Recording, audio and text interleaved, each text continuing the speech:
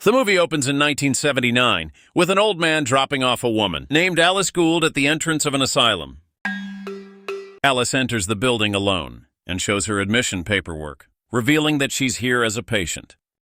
The documents bear her husband's signature and also contain a letter from her family doctor, Donatio. According to Dr. Donatio, Alice is a dangerously skilled liar, and when she's caught in her lies, she spins new ones to cover them up. She is extremely manipulative and can easily deceive doctors who lack experience. Next, a doctor interviews Alice, who reveals that she's married to a man named Heliodoro, who lives off her money. She describes him as uneducated, whereas she has a degree in chemistry and currently works as a private detective. Here we learn that her admission was suggested because she allegedly attempted to poison her husband 3 times with substances that could not be detected using ordinary tests. But Alice firmly denies this and insists that it's the other way around, since Heliodoro wants her fortune for himself. She wants to meet the facility's director, Dr. Alvar, but learns that he's on vacation for the next few weeks. Later, Alice is introduced to the facility's deputy director, Castell, who gives her a brief tour before guiding her through the pre-admission process. While handing over her personal belongings at reception, she requests to keep one of the books she brought, which Dr. Castell agrees to.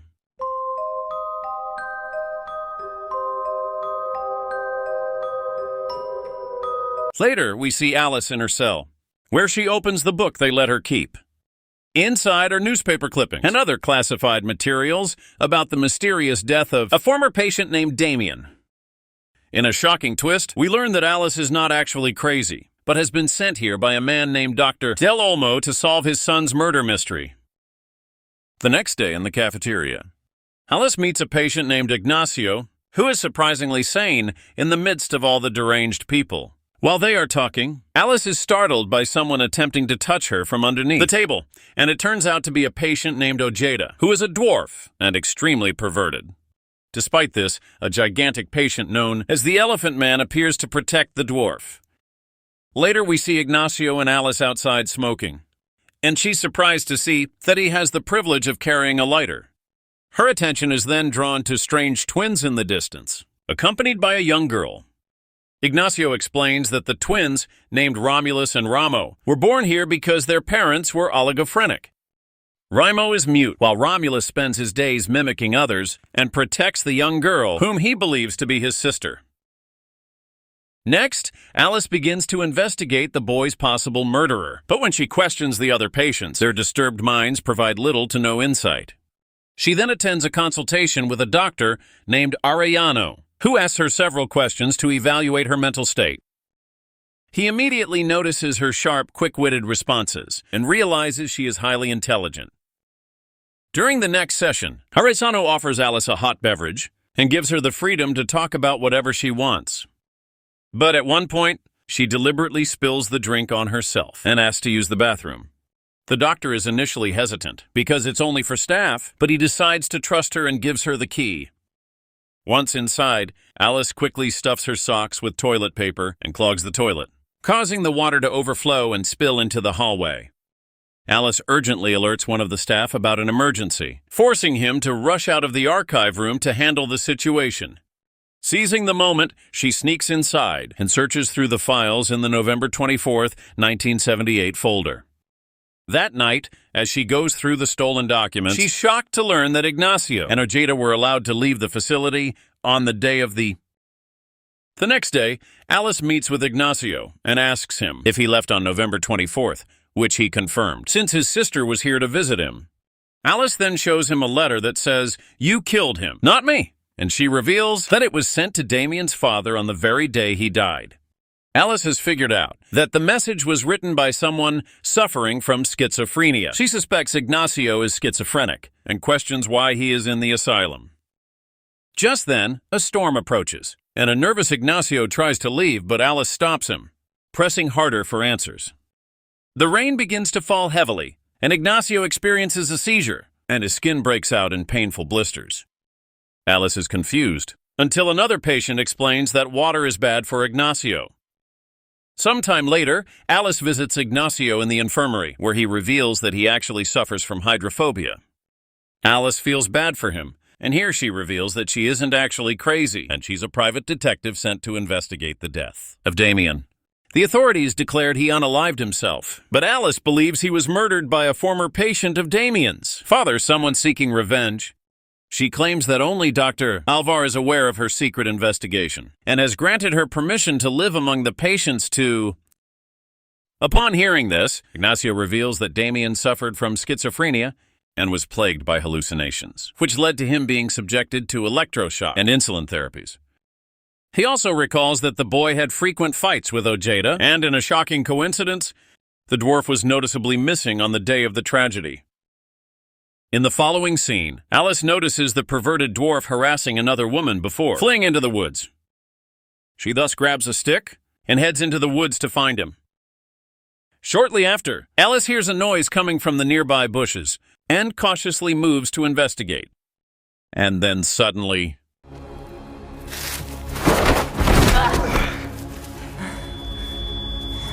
Ojeda strikes her head with a stone multiple times until she loses consciousness. Sometime later, Alice wakes up in the infirmary with her hands tied to a stretcher, leaving her confused. Dr. Arellano shockingly reveals that she killed Ojeda as his body was found lying dead next to her. The news hits Alice like a thunderbolt, as she has no memory of doing it. She recalls the dwarf trying to assault her, and someone else striking him with a stick. But Arellano doesn't believe her, and their conversation is interrupted by the arrival of Dr. Alvar, who has finally returned from his vacation.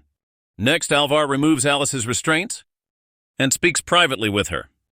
She then begins to explain the most recent updates and findings from her investigation into Damien's death. However, to her utter shock, Alvar calmly tells her he has no idea what she's talking about. A stunned Alice reminds him about the letters they exchanged, following the instructions of Dr. Del Olmo. But Alvar suddenly denies everything, and coldly states that she's actually crazy, which is why she's here. Upon hearing this, Alice spirals into panic and storms toward the reception, where she desperately tries to call her husband. But Alvar states that they can't contact the outside number and calls for reinforcements. This causes Alice to lash out in rage, and she violently pushes him to the ground. She then tries to run away, but the guards eventually catch her, and Alvar injects her with a sedative, plunging her into unconsciousness. 3 days later, Alice wakes up in her cell and is visited by Castell, who seems genuinely sympathetic. She pleads to be let go, but Castell claims she can't leave until the medical board gives its approval. Alice then explains her reasons for coming here and begs Castell to bring her case before the board, where she will explain everything. The scene cuts to the medical board meeting, where Alice recounts her entire story. She explains her husband knew Dr. Del Olmo and introduced them at a party. The old man then hired her to investigate the death of his son, who died in the asylum. To carry out the mission, Dr. Del Olmo arranged for her admission to the asylum with the help of Alvar, who is actually a friend of his. Alice discreetly had her husband sign the admission forms and forged a note from Dr. Tonadio to convince the authorities of her condition. According to Alice, the old man who dropped her off at the facility was none other than Del Olmo himself. She also confirms that her husband, Heliodoro, has no idea she's here, as she wanted to keep the mission hidden from everyone else. However, Dr. Alvar strongly denies her claims and insists there was nothing mysterious about Damien's death. He warns her to stop manipulating the doctors and investigating patients, saying her behavior is dangerous both to herself and the others. But Alice confidently states that the truth will be revealed when her husband comes looking for her, and even Dr. Donatio and Del Olmo will support her. Later, the doctors discuss Alice's situation, and she seems to have convinced Castell and Arellano. However, Alvar claims that she's lying and is a very disturbing woman. He recounts that Alice deliberately tried to kill her husband on 3 separate occasions because she couldn't accept that he was after her money and never truly loved her. When Heliodoro found out, he chose to institutionalize her with the help of Dr. Donadio rather than report her to the police. After learning this, Alice's subconscious began to distort her perception of reality, prompting her to create a fake story. The doctors are left confused upon hearing this and suggest contacting Del Olmo, Heliodoro, or even Dr. Tonadio to uncover what is really going on. Sometime later, Alice is summoned to the doctor's office again, where she notices an unfamiliar old man. She assumes he's a police officer and quickly asks if they managed to contact her husband. However, the doctors inform her that Heliodoro is unavailable, and Dr. Donadio is attending a conference in Zurich. They have sent him a telegram, but received no response yet. This means that Del Olmo is the only person who can verify her story, so Alice urges them to bring him in. But in a shocking revelation, Alvar informs her that the man standing in front of her, whom she assumed was a police officer, is none other than Del Olmo. The old man also looks at her in confusion and states that he has no idea who she is. This sends Alice into a state of panic, and she insists it's impossible since this is not the man who hired her. She begins screaming and acting hysterically, which prompts the guards to arrive and drag her away. She is then subjected to rigorous procedures like shock therapy, and she's locked inside an isolated cage, which is reserved for the most deranged and violent patients. Inside the cage, Alice experiences a nightmarish vision, where the full truth is finally revealed. That the man pretending to be Del Olmo was actually someone her husband had hired to scam her. Since Heliodoro was only after her money, he deliberately engaged her in the investigation, so she would willingly enter the asylum, only to be trapped there for the rest of her life. When Alice wakes up, she speaks with Dr. Arellano and tells him that it's all a plot orchestrated by her husband. This shocks him, so he immediately goes to Castell, insisting they must release Alice from the cage. The two doctors visit her together, and Alice explains that Heliodoro planned everything, since only he could have manipulated the newspaper to make the photo of the fake Del Olmo appear before her. She believes he used her money to bribe Dr. Donadio and Dr. Alvar as well. The only way to confirm her theory is to check her bank accounts, and if they're drained, then her theory must be true. Later, we see Arellano arriving at the police station, where he files a complaint stating that one of his patients has been legally kidnapped. Meanwhile, Castell has secretly entered Alvar's office, where she manages to find Alice's documents. But then she's shocked to discover that Heliodoro paid an unusually high sum of money to have his wife admitted to the facility. Unfortunately, Alvar walks in, so Castell immediately demands to know why Heliodoro paid 20 times more than the usual amount. Alvar states it was merely a donation to the asylum, and that he has never spoken to Heliodoro directly. Castell continues to question him, so a frustrated Alvar fires her for taking Alice out of the cage without his permission. Next, Alvar rushes to see Alice in her cell, but finds it empty, so he urgently orders the staff to search for her everywhere. At the police station, Arellano explains the entire situation to the commissioner and stresses the urgent need to contact Alice's bank. But the commissioner refuses to file a report without the director's permission. Arellano pleads with him, but the commissioner tells him to leave, saying he has some real crimes to investigate. Back in the asylum, it turns out that Alice hides in the workshop. She rallies the patients, telling them she has a daring plan to escape, but she needs their help. She asks Ignacio for his lighter and waits patiently until the day's end. When night falls, she pours paint thinner all over the workshop and sets it ablaze. Later, Ignacio watches the flames rising from his room with a tense expression. He deliberately turns on the faucet and wets his hands before the blisters appear, causing him to let out a pained scream. A guard arrives and rushes to look for a doctor, but he leaves the cell door open. Ignacio seizes the opportunity to leave his cell and quickly unlocks the other inmates' cells, shouting urgently that there is a fire. While the entire asylum descends into chaos, Alice smashes the window of the laundry room and slips inside to look for clothes. But there, she comes face to face with the Elephant Man, who simply stares at her in silence, forcing her to flee in fear. Later, Ignacio passes by Romulus's room and is horrified to find him bloodied and lifeless. He tries to help but realizes it's too late, leaving him devastated. The doctors are soon alerted, and the police chief is also summoned to lead the investigation. Meanwhile, Alice has managed to get to the front gate, where she comes across a coroner, who claims she has arrived to examine a dead body. This confuses Alice, who isn't aware of any deaths, but she unlocks the gate anyway. As she is about to walk out, the coroner stops her again, and asks where the male ward and Romulus's cell are. Hearing this, a shocked Alice suddenly changes her mind for some reason and knocks the coroner out. Later, the hospital staff discovers a woman unconscious in a car, and they're stunned to see her dressed in the patient's clothes. The police chief recognizes her as their coroner, and Alvar's face tightens with the chilling realization that this was all Alice's doing. Soon, the doctors and police find Alice in the examining room with the coroner, inspecting Romulus's corpse. Alvar immediately orders her arrest, but Alice apologizes for knocking out the coroner and insists she be allowed to explain her side first. She claims that after studying Romulus's body, she concluded a heavy object or person had likely crushed it, leaving a sunken chest and multiple shattered bones. She shockingly reveals that Romulus's murder was committed by the Elephant Man. It turns out that the man has always liked the girl Romulus refers to as his sister and constantly protects. In a shocking twist, she also reveals that it was Romulus who killed Ojeda when he attempted to assault her, which was witnessed by the Elephant Man.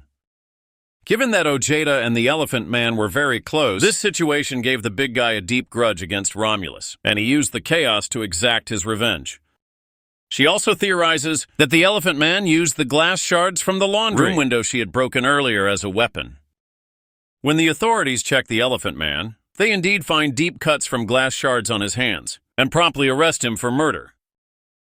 Meanwhile, the police chief is impressed by Alice's sharp intellect, and she introduces herself as a private investigator detained in the asylum against her will. Alvar tries to deny her claims, but an officer reveals they contacted the central bank, and it turns out her accounts were indeed drained by her husband, confirming her story. The commissioner also believes her and promises to speak to the judge to see if he can help her. This enrages Alvar, and to make matters worse, Castell hands him a copy of a letter she wrote to the provincial, urging them to remove him as director. Alvar argues she can't do that since she was fired that afternoon, but Castell counters that her dismissal has not yet been made official in any document. The following day, Alice stands before the medical board to defend herself. Castell reports that Heliodoro is still missing, and he's reported to be somewhere in South Asia. Here, Alice insists that Dr. Donatio's disappearance is no coincidence, as they both plan to declare her insane. Regardless, Alvar is skeptical and claims that her husband's escape with her money doesn't prove that she didn't attempt to poison him. Now, all board members must vote unanimously to discharge the patient, but Alvar refuses to cast his vote, and instead leaves the decision to the rest of the faculty. With his reputation on the line, he offers to re-sign with Pride and urges them to withdraw their eviction request, which Castell agrees to. Following this, the board takes a vote and rules in Alice's favor, proclaiming her sane. This really disappoints Alvar, who comments it is the biggest mistake the board has ever made. But then, before leaving, he drops a final bombshell, revealing that he spoke with Dr. Donatio last night. It turns out that after attending the conference in Zurich, the man took a holiday with his wife and never really received any of their telegrams. Donatio has firmly affirmed that there is no conspiracy and has consented to come to the trial. As Alvar exits the room, an old man immediately enters, and he turns out to be the same man who dropped Alice at the facility. He approaches her and asks her what trouble she's gotten herself into now. Upon seeing him, Alice, who is claimed to be a dangerously skilled liar and extremely manipulative, stands frozen and is overwhelmed by paranoia.